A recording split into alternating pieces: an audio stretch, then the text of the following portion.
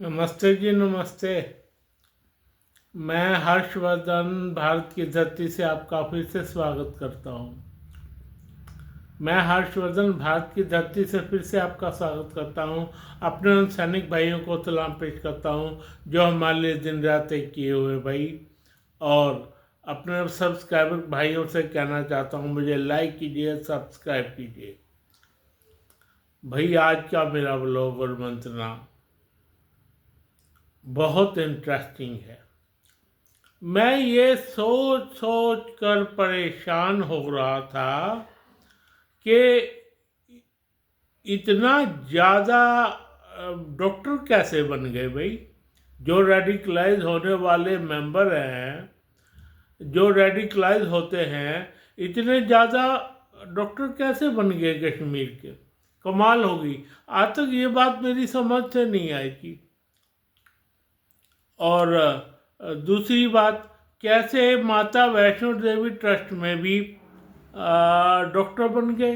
ये इतने अच्छे डॉक्टर बन गए, सारे के सारे इंडिया से नंबर ज़्यादा लाते। कमाल होगी।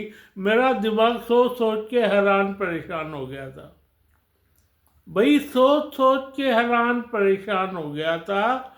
आज मेरे को एक कंक्लूजन मिला, बिल्कुल कंक्लूजन मिला उसका। वो क्या कंक्लूजन है? वो ये है कि जो भी इस स्टेट ने, J&K ने उनको आरक्षण दे रखा है, बिल्कुल आरक्षण दे रखा है, इसलिए वो डॉक्टर बने जा रहे हैं। और कमाल की बात तो ये है कि 85% उनको आरक्षण है और 15% इंडियन कोटे, इंडियन सेंट्रल इंडियन कोटे का, सारे भारतीय कोटे का। कमाल होगी इस बात में। तो भाई इतना ज़्यादा अगर तुम्हें देख के इनको डॉक्टर बनाना है, ये किस बात के डॉक्टर बनेंगे भाई?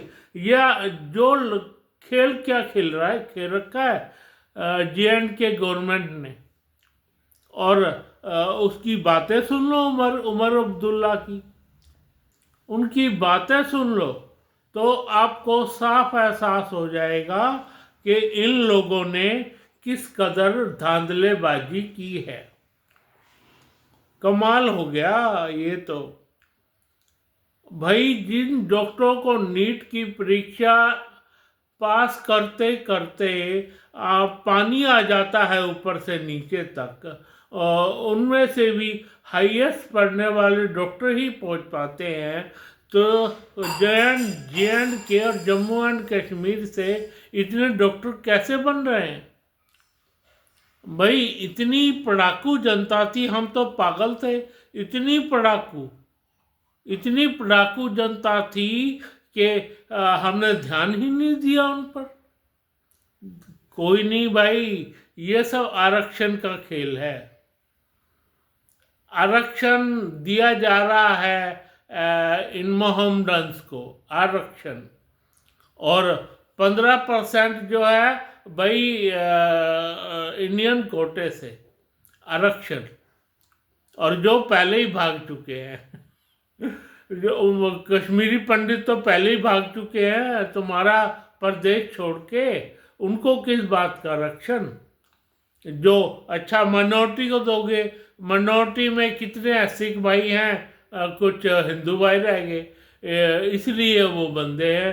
7-8 बंदे उनके, 7-8 बंदे ही हैं जिनको आरक्षण मिला माइनॉरिटी का। भाई ये तो बहुत खतरनाक खेल खेला जा रहा है भाई, बहुत खतरनाक। और डॉक्टरी में तो आरक्षण होना ही नहीं चाहिए मेरे विचार से। जो भी आरक्षण इंडियन गवर्नमेंट देती है भी डॉक्टरों में, ये आरक्षण नहीं होना चाहिए, नहीं होना चाहिए। इसका तुमने देख लिया क्या हाशिर होता है, क्या हाशिर होता है भाई नीट की परीक्षा देने में, उसके बाद आरक्षण देने में। और आरक्षण के सहारे ही माता वैष्णो देवी में वो 15 बंदे, 45 मोहम्मदन पहुंच गए डॉक्टरी करने। भाई इसमें कितने रेडिकलाइज होंगे, कितने रेडिकलाइज होंगे भाई। रेडिकलाइज होने का तो कमाल है। खैबर पख्तूनवा में पाकिस्तान के और पंजाब में पाकिस्तान के, पाकिस्तान का जो ये इलाका है जो थोड़ा मोटा बचा जिसमें अब भारत ने सफाई करनी है, जम्मू कश्मीर से लगता हुआ इलाका, वही इसमें रेडिकलाइज होंगे मेंबर।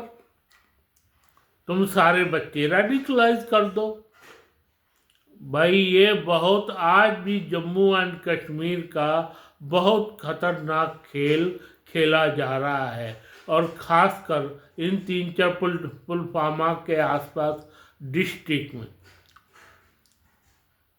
भाई एक बात और बतानी है आपको दोस्तों, भाई कितने यूक्रेनी रेडिकलाइज हो गए भाई, कितने यूक्रेन के मेंबर हो गए भाई। यूक्रेन सारा तबाह हो गया, फिर भी कोई रेडिकलाइज नहीं हो रहा भाई। यूक्रेन का उदाहरण तुमने देख लिया। तुमने कितने लोग मर गए, इजरायली कितने मर गए, फिर भी रेडिकलाइज नहीं हुए भाई। और तो और जापानीज कितने मर गए, जापानीज कितने मर गए, वो रेडिकलाइज नहीं हुए भाई। जापान तो रेडिकलाइज होने का फ्री मेंबर था। अगर होना होता तो इतने जापानी हो जाते कि अमेरिका की आंखों में आंख हो जाती। पर वो उन्होंने रेडिकलाइज होना गलत समझा भाई, गलत समझा। उन्होंने रेडिकलाइज, किस बात का रेडिकलाइज, और किस बात के रेडिकलाइज मेंबर भाई, किस बात का आरक्षण भाई। जो पढ़ेगा वो पाएगा। सिर्फ डॉक्टरी में ऐसा पेशा है ये, जो वहाँ पे नंबर नहीं मिलने चाहिए मेरे विचार से। वहाँ पर पढ़ने वाले को, पढ़ने वाला बच्चा ही आगे बढ़ना चाहिए मेरे विचार से। इनका देख लो अल्फला यूनिवर्सिटी का हाल भाई, कितने डॉक्टर पहुंच गए, क्या कहते हैं, लखनऊ पहुंच गए जो काम करते थे। जहाँ पे इनको लगा कि मुस्लिम मेंबर ज़्यादा हैं, उसी प्रदेश में जाते हैं भाई, दूसरे प्रदेशों में नहीं। तो अब इसका आप अनुमान लगा लीजिए कि क्या हो रहा है हिंदुस्तान में। हिंदुस्तान में क्या हो रहा है इसका आप अनुमान तो लगाइए जरा। इतने बच्चे रेडिकलाइज हो जाएंगे तो हिंदुस्तान कहाँ जाएगा भाई। मैंने इसलिए एक बात कही है, इन बच्चों पे नज़र रखी जाए। +2 तक तो ख़त्म कर दे जाए मोबाइल भाई, मोबाइल कोई यूज़ नहीं करेगा। मैंने पहले कहा था मोबाइल इज़ नॉट यूजेबल 12वीं तक, 12वीं क्लास तक का बच्चे को कोई नहीं, सिर्फ डायरी पे काम मिलना चाहिए। कोई व्हाट्सएप नहीं, कोई यूट्यूब नहीं, कोई ये नहीं, क्या कहते हैं इसको, कोई मोबाइल नहीं भाई, कोई मोबाइल नहीं, कोई यूट्यूब नहीं, कोई व्हाट्सएप नहीं। इस पे काम, डायरी पे ही काम मिलेगा, और डायरी ही तो तुम्हारी आगे बढ़ेगी भाई। ये बात सरकारी नियमों में लानी चाहिए, सरकारी नियमों को मानने का ये हवाला देना चाहिए, और सरकार को भी इस चीज़ को मना कर देना चाहिए भाई। तो अब आप हिसाब लगा लो कि ये लोग क्या करेंगे हिंदुस्तान के साथ रेडिकलाइज होके। अल्फला यूनिवर्सिटी के 7-8 मेंबर, क्या अंदर से जितने होंगे 7-8 तो सामने आए हैं। बताओ सामने ना आए हो तो 7-8 सामने आए हैं। ये रेडिकलाइज थे नवंबर। कुछ डॉक्टर पर डॉक्टरी कर रहे थे, क्या कहते हैं, लखनऊ में। कैसे बात बनेगी भाई, कैसे बात बनेगी? मेरे ख्याल में अब इनके हाथों में दे दो पढ़ाई। कहते थे ना, हाँ, ये गवर्नमेंट, इनकी गवर्नमेंट ने तो बहुत अच्छा काम किया था भाई। गवर्नमेंट ऑफ इंडिया ने बहुत अच्छा काम किया था। इनको ये राय देकर, एक हाथ में कुरान, एक हाथ में किताब, कोई भी किताब हो, चाहे वो हो, क्या कहते हैं, डॉक्टरी की, वो हो इंजीनियरिंग की, कोई भी वो हो, क्या कहते हैं,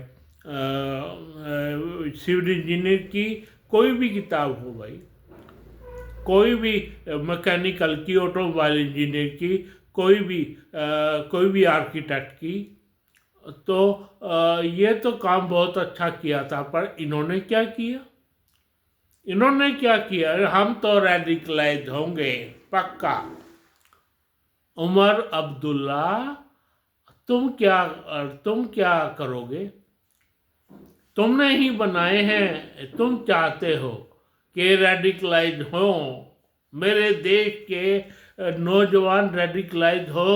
उमर अब्दुल्ला, तुम्हारी ये औकात है। तुम्हारा बाप भी ये चाहता था, तुम्हारा परदादा भी ये चाहता था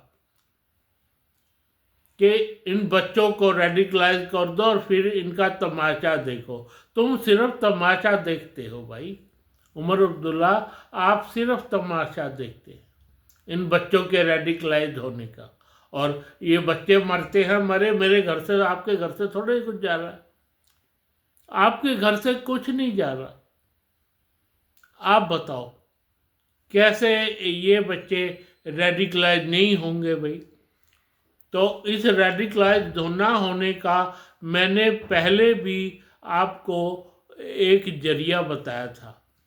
मैंने बताया था कि इन बच्चों के ऊपर जैसे ही ये कॉलेज में दाखला लेते हैं, इन बच्चों पे नज़र रखी जाए भाई। कोई भी फ़ोन ऐसा ना हो, वो टेक्नोलॉजी इंडियन गवर्नमेंट के पास है, इंडियन गवर्नमेंट के पास है वो टेक्नोलॉजी। और इतनी ज़बरदस्त टेक्नोलॉजी है, हर बच्चे पे नज़र रखी जा सकती है, ये क्या कर रहा है? उनके हर बंदे पे नज़र रखी जा सकती है, ये क्या कर रहा है? और पाकिस्तान का ऐसी टेक्नोलॉजी भी है, पाकिस्तान से फ़ोन आए ही ना भाई। एक डिस्ट्रिक्ट से दूसरे डिस्ट्रिक्ट तक के तुम्हारे फ़ोन जैमर लग जाने चाहिए भाई, जैमर लग जानी चाहिए। वो टेक्नोलॉजी भी आज इंडिया के पास है भाई। तो इस बात का खबरदार कर दिया जाए इन बच्चों को, J&K के बच्चों को खास कर।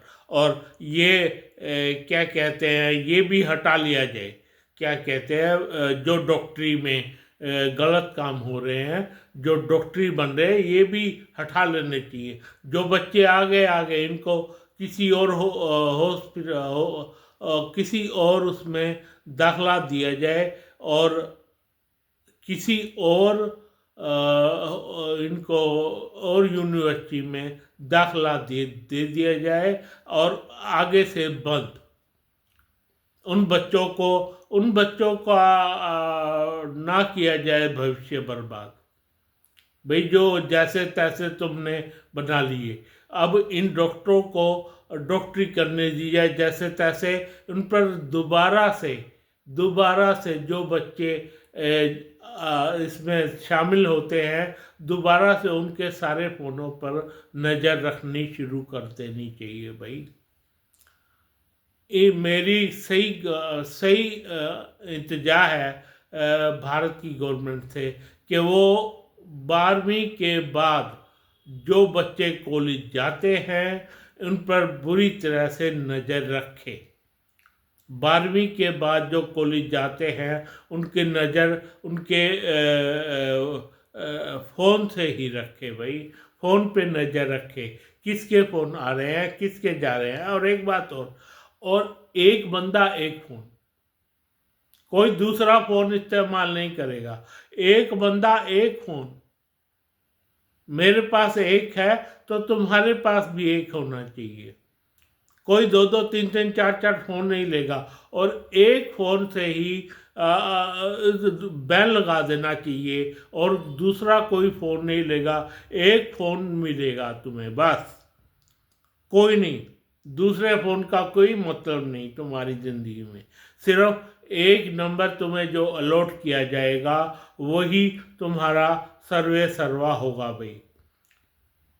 ऐसे काम करेगी इंडियन गवर्नमेंट, सख्त हो जाए, बहुत सख्त होना पड़ेगा इंडियन गवर्नमेंट को, बहुत सख्त होना पड़ेगा।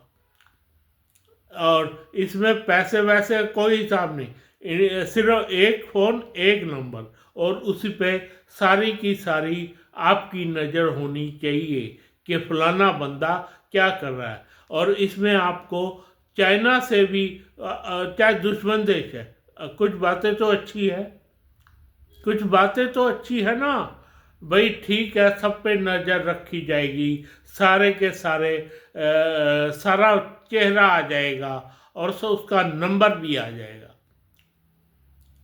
मेरे ख्याल में इस पर बहुत गहरा विचार इंडियन गवर्नमेंट को करना चाहिए भाई। मैं आप लोगों को फिर से कितनी बार समझाऊं, कितनी बार कहूँ, मैंने कई बार कह दिया है। खैर, मैं अपने उन सैनिक भाइयों को सलाम पेश करता हूँ और अपने सब्सक्राइबर भाइयों को लाइक करने को कहता हूँ, सब्सक्राइब करने को कहता हूँ। फिलहाल आप इस बात पर नज़र रखिए,